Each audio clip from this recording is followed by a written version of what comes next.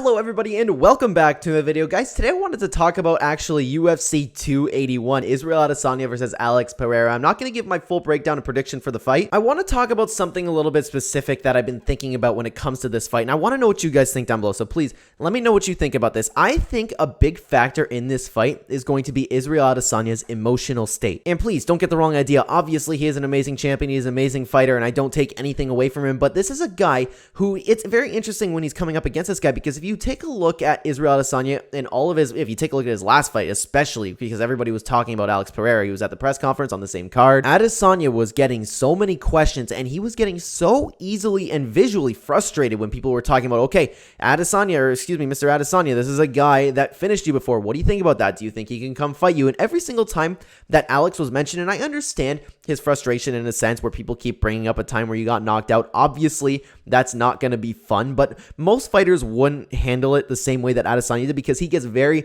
very emotional. It's very clear. And I also understand it in the sense where it's like, okay, he's fighting Jared Cannonier and everybody's been talking about this other guy that just finished him. Again, I understand why he would get upset about that, but every single time he just comes back at him, he's like, have you watched the fight? You haven't watched the fight. And he gets really, really mad about it. So I'm thinking, I wonder if he's going to go into this fight very, very emotional and not fight like himself. Or maybe he'll fight a little bit more carelessly and want to actually finish Alex himself. Because again, maybe he'll want to get that knockout back. Maybe he'll want to prove that it was a fluke. Because I will admit, I haven't watched the fights myself. I've only watched highlights. But a couple of my friends have watched the fights and they said that the fight, Adesanya was kind of picking him apart and then Alex just caught him. So I'll take their word for it. And plus, it makes sense why Adesanya keeps going at it. He's like, you haven't watched the fight. You haven't watched the fight. I just got caught. The point is, it's a very interesting topic of conversation that people are not bringing up at all. Nobody's talking about it. Like, Adesanya, what should he do in this fight? Obviously wrestle. Alex definitely doesn't have the experience there, and that's the only adversity we've seen in MMA so far is when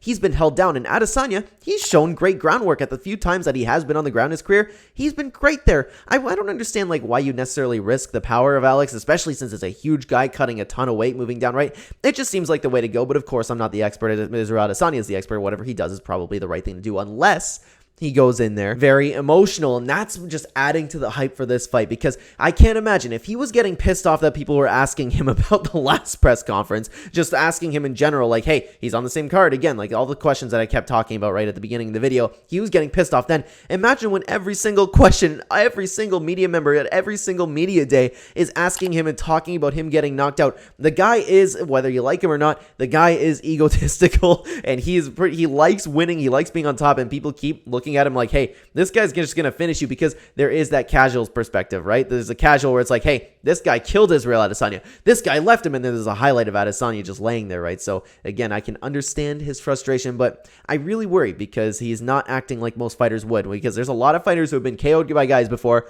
They come back, they seem okay fight week, whether or not it bothers them, they sit there and they just take it. They answer the questions normally, but no, this guy is getting very, very angry about it, and this all adds to the hype for me, guys. I would love to know what you think. Do you think Israel Adesanya is going to go into the fight emotional, and will that change his performance? I would love to know what you guys think about it down below, and thank you so much for watching this video. If you're interested in my other channels, check the description down below. I run gaming channels, whatever you want to check out. I would appreciate it, guys. Regardless, let me know what you think about this topic, and thank you so much for watching. I will see you in the next one. Take care.